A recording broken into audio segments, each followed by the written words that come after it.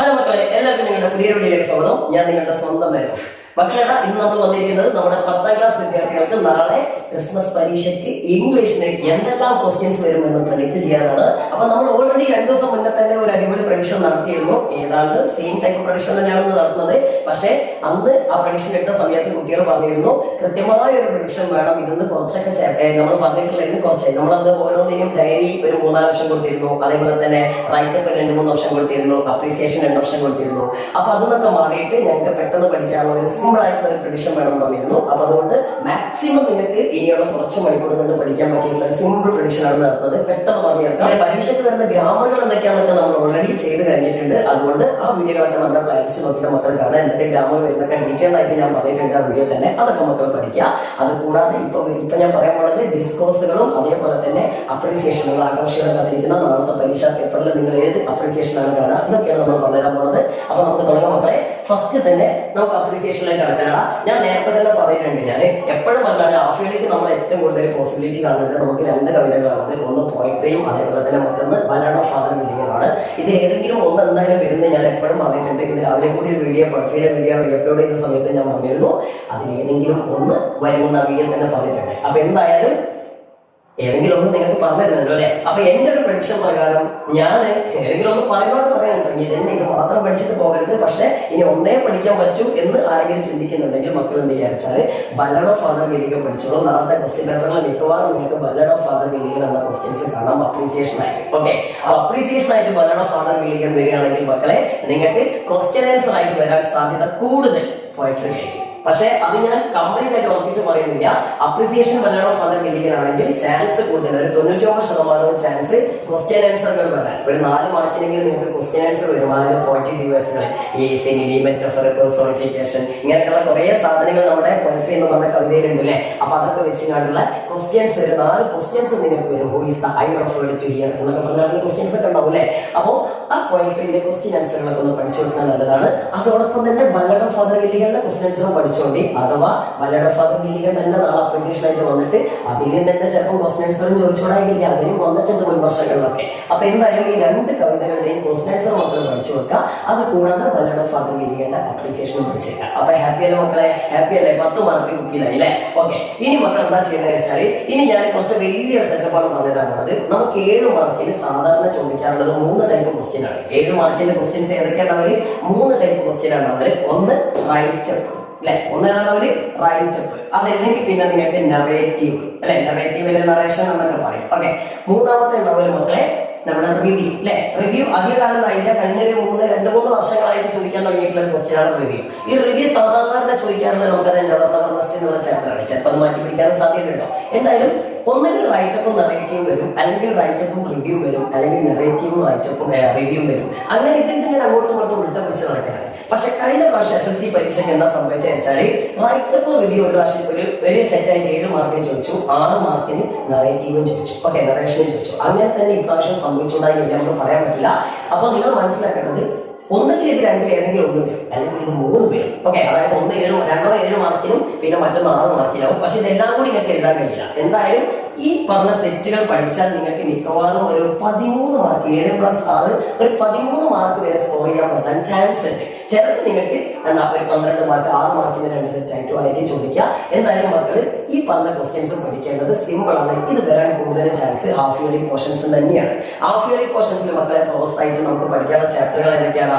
ഒന്ന് നമ്മുടെ never nest അല്ലെ, പിന്നെ വേറെ സ്കോളർഷിപ്പ് ജാക്കറ്റ്, പിന്നെ dangers of a single story അടിച്ചില്ലേ, പിന്നെ ബെസ്റ്റ് ഇൻവെസ്റ്റ്മെന്റ് ആയി അവർ വീട്, അതായത് എജുക്കേഷനുണ്ട് അല്ലെ. അപ്പൊ ഈ 4 ചാപ്റ്ററുകളല്ലേ, ഈ 4 ചാപ്റ്ററിൽ സമ്മറി ആയിട്ട് പഠിച്ചു വെക്കുന്ന ആൾക്ക് റൈറ്റപ്പ് എഴുതാം, നറേറ്റീവ് എഴുതാം, റിവ്യൂ എഴുതാം. ഇതിന്റെ ഉള്ളിൽ നിന്നേ നിങ്ങൾക്ക് ഈ 3 ക്വസ്റ്റ്യൻ വരുള്ളൂ. അപ്പൊ മക്കൾ ഒന്നും ആലോചിക്കേണ്ട, ഈ 4 എണ്ണത്തിന്റെ സമ്മറി ആയിട്ട് പഠിച്ചുകൊണ്ട് നമ്മുടെ നെവർ നെസ്റ്റ് അതിന്റെ ഒരു സമ്മറി പഠിച്ചു വെച്ചാൽ അതിന്റെ ഇപ്പൊ നറേഷൻ വന്നാലും റൈറ്റപ്പ് വന്നാലും റിവ്യൂ വന്നാലും ഒക്കെ സെയിം തന്നെ, വലിയ വ്യത്യാസമൊന്നുമില്ല. നിങ്ങൾക്ക് ഒരു കഥ പോലെ എഴുതി കഴിഞ്ഞാൽ നറേറ്റീവ് ആണ്, നിങ്ങൾ അതിന്റെ ഒരു അഭിപ്രായം എഴുതി കഴിഞ്ഞാൽ റൈറ്റപ്പ് അല്ലെങ്കിൽ റിവ്യൂ. റൈറ്റപ്പ് റിവ്യൂ നമ്മൾ വലിയ വ്യത്യാസമൊന്നുമില്ല, ഒക്കെ സെയിം തന്നെ. ഇതിനൊക്കെ ഹെഡിങ് കൊടുക്കണം, പാരഗ്രാഫ് തിരിക്കണം എന്നുള്ള ശ്രദ്ധിക്കാം കേട്ടോ. അപ്പൊ സമ്മറി പഠിച്ചു വെച്ചാൽ മതി. ഇനി അതേപോലെ തന്നെ സ്കോളർഷിപ്പ് ജാക്കറ്റും ഇതുപോലെ തന്നെയാണ്. റിവ്യൂ ചോദിച്ചാലും റൈറ്റൊക്കെ ചോദിച്ചാലും ഒക്കെ നിങ്ങൾക്ക് ആ സ്കോളർഷിപ്പ് ജാക്കറ്റിലെ മാർക്കുള്ള സംഭവം ഉണ്ടല്ലോ, അത് മൊത്തം കഥ പോലെ അങ്ങനെ പഠിച്ചിട്ട് ഒന്ന് ഷോർട്ടായിട്ട് പഠിച്ചാൽ മതി. 2 പോയിന്റിലും വേണം കേട്ടോ, നാളെ 7 മാർക്കായാലും 6 മാർക്കായാലും കിട്ടൂലേ.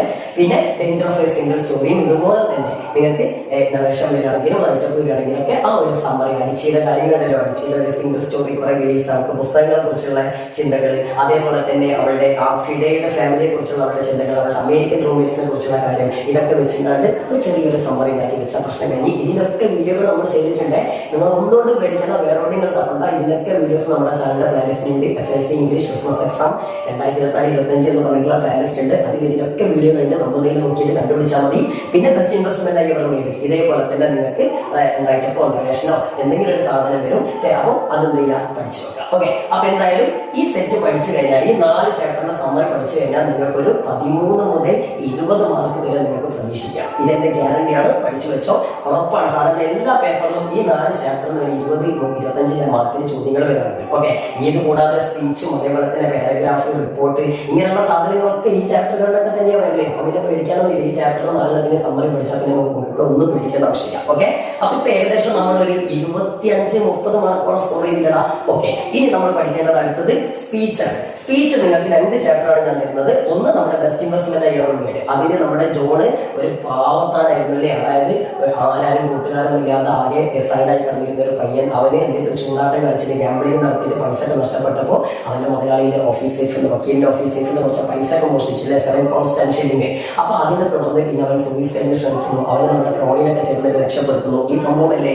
അപ്പൊ ജോണിന്റെ ആ എക്സ്പീരിയൻസ് വെച്ചിട്ട് ജോണ് ആർക്കെങ്കിലും പറഞ്ഞു കൊടുക്കുന്ന ഒരു സ്പീച്ച്, അതല്ലെങ്കിൽ ജോണിന്റെ ആ സംഭവം നമ്മൾ വേറെ ആർക്കെങ്കിലും പറയുന്നില്ല, ആ കഥ വെച്ചിട്ട് നമ്മൾ ആ ജോണിന്റെ ആ ഒരു പ്രശ്നങ്ങൾ, അവന് കൂട്ടുകാരൊന്നും ഇല്ലാത്ത പ്രശ്നം കൊണ്ടല്ല അവനിങ്ങനെ പോയത്. അപ്പൊ അതൊക്കെ വെച്ചിട്ടാണ് ഒരു സ്പീച്ച്. ഇതൊക്കെ ചിലപ്പം ചോദിച്ചോളായിരിക്കുക.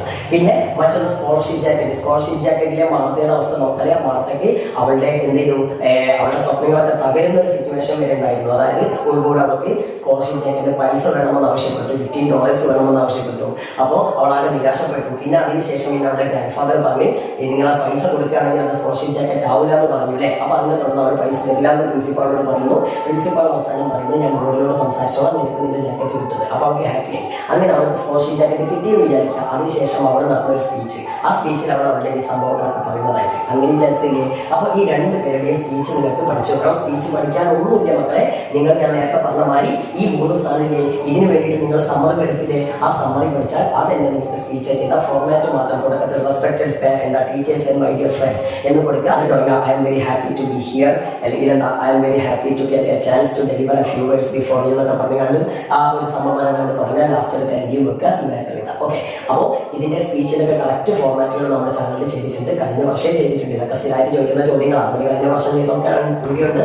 അപ്പോൾ നിങ്ങൾ വീഡിയോ കാണാൻ പഠിക്കാം. പിന്നെ അടുത്തത് ന്യൂസ് റിപ്പോർട്ടാണ്. സ്ഥിരമായിട്ട് ചോദിക്കുന്നതാണ് ന്യൂസ് റിപ്പോർട്ട്. ന്യൂസ് റിപ്പോർട്ട് സ്ഥിരമായിട്ട് ചോദിക്കാറുള്ളത് ഒന്നുകിൽ ബെസ്റ്റ് ഇൻവെസ്റ്റ്മെന്റ് ആയി മേഡിലെ സ്കോളർഷിപ്പ് ജാക്കറ്റ്, പ്രൊജക്ട് ഇങ്ങനെയുള്ള ചാപ്റ്റർ നമുക്ക് ന്യൂസ് റിപ്പോർട്ട് ചോദിക്കാറുണ്ട്. അപ്പോൾ ഈ 2 ചാപ്റ്ററാണ് ഞാൻ പ്രയോറിറ്റി എടുക്കുന്നത്. സ്കോളർഷിപ്പ് ജാക്കറ്റ്, പ്രൊജക്ട് രണ്ടും ഒന്ന് പഠിച്ചു വെക്കണം. അതായത് സ്കോളർഷിപ്പ് ജാക്കറ്റിൽ പറയുകയാണെങ്കിൽ ഇപ്പം അത് മാർത്തക്ക് എന്ത് കിട്ടി, ജാക്കറ്റ് കിട്ടി. അതിനുശേഷം അത് ന്യൂസ് റിപ്പോർട്ടായിട്ട് വരുന്നു. അപ്പൊ നിങ്ങൾ അത് വെച്ചിട്ട് ന്യൂസ് റിപ്പോർട്ട് തയ്യാറാക്കാൻ മതി. ഒരു 3/4 പേജൊക്കെ എഴുതിയാൽ മതി. അതെല്ലാം പ്രോജക്ട് ചെയ്യുക. കാരണം നമ്മൾ ഓണപരീക്ഷയുടെ പോർഷനിൽ ഒരു 10% ക്വസ്റ്റ്യൻസ് എങ്കിലും നമ്മൾ പ്രതീക്ഷിക്കണം. ഓക്കെ, അപ്പൊ അതുകൊണ്ട് പ്രോജക്ട് ഒരു ചോദ്യം നമുക്ക് നമ്മൾ പ്രതീക്ഷിക്കാം. സ്ഥിരമായിട്ട് പ്രോജക്ട് ടൈഗറിനോ അതല്ലെങ്കിൽ അഡ്വഞ്ചേഴ്സിന്റെ പേരിലൊക്കെ വരാറുണ്ട്. അപ്പോൾ പ്രോജക്ട് ടൈഗർ നമുക്കറിയാം, ആ ടൈഗറിന്റെ ഇൻസിഡന്റ് വളരെ ഇമ്പോർട്ടൻ്റ് ആണ്. മുപ്പിക്കയും ബക്കാപ്പിയും എന്ന് പറഞ്ഞ ഷൂട്ടിങ്ങുമായി ബന്ധപ്പെട്ടതും ആ ടൈഗർ വെച്ച് ഷൂട്ട് ചെയ്തൊക്കെ. അപ്പൊ ആ സംഭവമൊക്കെ വെച്ചുകൊണ്ട് ന്യൂസ് പേപ്പർ റിപ്പോർട്ട് എത്രയോ പ്രാവശ്യം പരീക്ഷയിൽ ചോദിച്ചിട്ടുള്ളതാണ്. അപ്പോൾ ഇപ്രാവശ്യം വരാനും സാധ്യത പഠിച്ചു വെക്കുക. അതേപോലെ സ്കോളർഷിപ്പ് ഒന്ന് പഠിച്ചു വെക്കുക. ഇനി ഡയറി ഞാൻ 2 പേർക്കാണ് സാധ്യത കാണുന്നത്. മാർത്ത വെരി വെരി ഇമ്പോർട്ടൻ്റ് ആണ്. മാർത്തയുടെ ഡയറി എല്ലാവർക്കും പറയാം. അപ്പൊ മാർത്ത 2 സിറ്റുവേഷൻ ആണുള്ളത്. ഒന്ന് മാർത്തക്ക് സ്കോളർഷിപ്പ് ജാക്കറ്റ് നഷ്ടപ്പെടുമെന്നുള്ള സിറ്റുവേഷൻ നമ്മളിങ്ങനെ ഈസ്റ്റോപ്പ് ചെയ്തിട്ടുണ്ട്. 2 ടീച്ചർമാരായ സിമിസ്റ്റ് ബോൺ അല്ലെ, ഹിസ്റ്ററി ടീച്ചറും മാത്സ് ടീച്ചറും ഇവന്മാർ തമ്മിൽ ഇങ്ങനെ കച്ചവടം കൂടുന്നത്, ഇവരുടെ പേരും പറഞ്ഞ് കച്ചവടം കൂടുന്നത് നമ്മൾ അറിയാതെ കേൾക്കുന്നു. അപ്പൊ അവൾ മനസ്സിലാക്കിയ എന്താണ്, സ്കൂൾ ബോർഡ് അവളുടെ ഈ സ്കോളർഷിപ്പ് ജാക്കറ്റ് നേരെ അവൾക്ക് കൊടുക്കാതെ ജോൺ എന്ന് പറഞ്ഞ മറ്റൊരു കുട്ടിക്ക് കൊടുക്കാൻ വേണ്ടി തീരുമാനിക്കുന്നൊക്കെ അവൾ കേട്ടു. അപ്പൊ അതോട് കൂടിയിട്ട് അവൾ ആകെ തകർന്നടിക്കും. അത് വെച്ചിട്ട് ഡയറിക്ക് ചാൻസ് ഉണ്ട്. അതല്ലെങ്കിൽ പിന്നെ അതിനുശേഷം പിന്നീട് ഗ്രാൻഡ് ഫാദർ ഈ $15 കൊടുക്കൂലെന്ന് പറഞ്ഞപ്പോൾ അത് അവൾ ആരോട് പ്രിൻസിപ്പാളിനോട് അറിയിക്കുന്നു. അപ്പോൾ പ്രിൻസിപ്പാൾ എനിക്ക് കിട്ടുമെന്ന് പറയുന്നു. അപ്പൊ കിട്ടുമെന്ന് അറിഞ്ഞ ആ സന്തോഷത്തിൽ അവൾ ഇരുന്ന ഡയറി. അപ്പൊ ഒന്നുകിലും സങ്കടത്തിന്റെ ഡയറി അല്ലെങ്കിൽ സന്തോഷത്തിന്റെ ഡയറി മാർക്കേണ്ട സാധ്യതയുണ്ട്. അപ്പൊ അതൊന്ന് പഠിച്ചു വെക്കാം. പിന്നെ ജോണിന്റെ നമുക്കറിയാം, ഈ ഒരു സമയം ജോൺ ആ ഒരു ജീവൻ രക്ഷപ്പെട്ട ആ ഒരു ഇൻസിഡന്റ് വളരെ പ്രധാനപ്പെട്ട ഒരു ഇൻസിഡന്റ് ആണ്.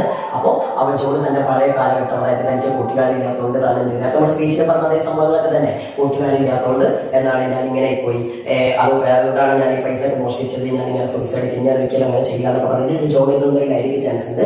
അതല്ലെങ്കിൽ പിന്നെ അതൊക്കെ കഴിഞ്ഞിട്ട് കുറെ കാലത്തിന് ശേഷം 25 വർഷത്തിന് ശേഷം ജോൺ ക്രോണിനെ വീണ്ടും കണ്ടുപിട്ടി. അപ്പൊ ആ ഒരു സംഭവം വെച്ചുകൊണ്ട് ജോൺ ഹാപ്പി ആയി വെച്ച് നമ്മളെ പഴയ ഡോക്ടറെ കണ്ടുപിട്ടില്ലോ, ആ സംഭവം വെച്ചിട്ട് ജോലിയിൽ നിന്നൊരു ഡയറി, ഇതിനൊക്കെ സാധ്യത കേട്ടോ.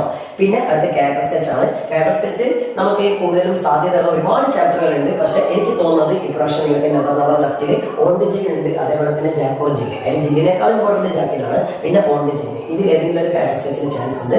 ഞാനിപ്പോ എല്ലാം കൂടി പറയാൻ പറ്റില്ല, അതുകൊണ്ട് ജാക്കിന്റെ ഒരു ക്യാരക്ടർ സ്കെച്ച് ആണ് പറയുന്നത്. ജാക്കിന്റെ ചെറിയ കുറച്ച് മാറ്റങ്ങളൊക്കെ വരുത്തി കഴിഞ്ഞാൽ നമുക്ക് ഓണ്ട് ജില്ലിന് ഉണ്ടാക്കാം. എന്നാലും ജാക്കിന്റെ നവർ ലാസ്റ്റിലെ ക്യാരക്ടർ സ്കെച്ച് പഠിക്കാം, കാരണം എന്തും ഇൻസ്റ്റാൾമെന്റിലൂടെ വാങ്ങിക്കൊട്ടുന്ന ഒരു ചങ്ങനെയാണ്. അപ്പൊ ഒരു ടിപ്പിക്കൽ നമ്മുടെ ഈ ഒരു മലയാളി അല്ലെങ്കിൽ ഇന്ത്യൻ ക്യാരക്ടറാണ് നമ്മുടെ ജാക്കൊക്കെ അല്ലെ. കാരണം നമുക്കും അങ്ങനത്തെ രസങ്ങളാണ്, എന്ത് മേടിക്കാനും ഇൻസ്റ്റാൾമെന്റിൽ മേടിക്കാം, നമ്മുടെ വരവ് അലക്കാതെ ചെലവ് നടത്തും അല്ലെ. അപ്പോൾ അങ്ങനെയുള്ള ഒരു ക്യാരക്ടറാണ് ജാക്ക്. അപ്പൊ നമുക്ക് എഴുതാം എന്താണ് Jack is an interesting character, എന്താണ് സ്റ്റോറി, നവർ ലാസ്റ്റ് റിട്ടൺ ബൈ എന്ന് പറഞ്ഞിട്ട് ഇങ്ങനെ ആ ഒരു കാര്യങ്ങൾ വെച്ചിട്ട് എഴുതാം. ഇനി അതല്ലെങ്കിൽ പിന്നെ നമ്മുടെ ജോൺ എനിക്ക് ഇമ്പോർട്ടന്റ്, വെസ്റ്റ് യൂണിവേഴ്സിറ്റി എയർവേഡ് എന്ന ചാപ്റ്റർ വളരെ ഇമ്പോർട്ടന്റ് ആണ്. അതിന് നിങ്ങൾക്ക് പല ടൈപ്പ് ക്വസ്റ്റ്യൻസ് വരാൻ സാധ്യതയുണ്ട്. അപ്പൊ അതിന് ജോണിന്റെ ക്യാരക്ടർ സ്കെച്ച് ഒക്കെ ചോദിച്ചു. അപ്പൊ ജോണിന്റെ ക്യാരക്ടർ സ്കെച്ചോ അതല്ലെങ്കിൽ ഡയറിയോ അതല്ലെങ്കിൽ സ്പീച്ച് ഇതിനെക്കാളും എന്തെങ്കിലും ഒരു ചോദ്യം ജോണിനെ വന്നിട്ട് എന്തായാലും നിങ്ങൾക്ക് നമുക്ക് ക്വസ്റ്റ്യൻ പേപ്പറിൽ കാണാം. ഓക്കെ, അപ്പൊ മക്കളെ ഇത്രയും ക്വസ്റ്റ്യൻസ് നിങ്ങൾക്ക് പഠിച്ചു കഴിഞ്ഞാൽ നാളെ നിങ്ങൾക്ക് എന്തായാലും ഒരു 40-നും 50-നും ഇടയിൽ മാർക്ക് ഉറപ്പിക്കാമെന്ന് ഞാൻ ഷുവർ ആയിട്ട് പറഞ്ഞതാണ്. ബാക്കിയുള്ള നമുക്കറിയാം ഗ്രാമങ്ങളൊക്കെ പഠിച്ചാലേ നമുക്ക് കിട്ടുള്ളൂ. പിന്നെ പാസേജ്, ഫസ്റ്റത്തെ പാസേജ് അനാലിസിസ് ക്വസ്റ്റ്യൻസ് ഒക്കെ ഉണ്ടാവും, അതൊക്കെ കോംപ്രിഹെൻസീവ് ക്വസ്റ്റ്യൻസ് ആണ്. നിങ്ങൾക്ക് പാസേജ് വെച്ചിട്ട് നിങ്ങൾക്ക് ഉത്തരം കണ്ടെത്താവുന്നതാണ്. പിന്നെ പുറത്തുനിന്ന് ഒരു പാരഗ്രാഫ് എന്നിട്ടുള്ള ക്വസ്റ്റ്യൻസ് ഉണ്ടാവും, പിന്നെ കുറെ ടൈറ്റിൽസ് എന്നിട്ടുള്ള ക്വസ്റ്റ്യൻസ് ഉണ്ടാവും, അതൊക്കെ 10 മാർക്ക് പുറത്തുനിന്ന് വരുന്നതാണ്. അപ്പൊ എന്തായാലും ഇതെല്ലാം ചേർന്നിട്ടാണ് നമുക്ക് ഫുൾ മാർക്കുള്ള ക്വസ്റ്റ്യൻസ് വരിക. എന്തായാലും ഈസി ആയിട്ട് നാളത്തെ പരീക്ഷ എല്ലാ മക്കൾക്കും ഇത് പെട്ടെന്ന് തന്നെ പഠിക്കാൻ ഇനിയും കുറെ മണിക്കൂറുകളുണ്ട്. കുത്തിരുന്ന് പഠിച്ചാൽ സുഖമായിട്ട് നിങ്ങൾക്ക് പഠിച്ചെടുക്കാൻ പറ്റും. അപ്പൊ എല്ലാവർക്കും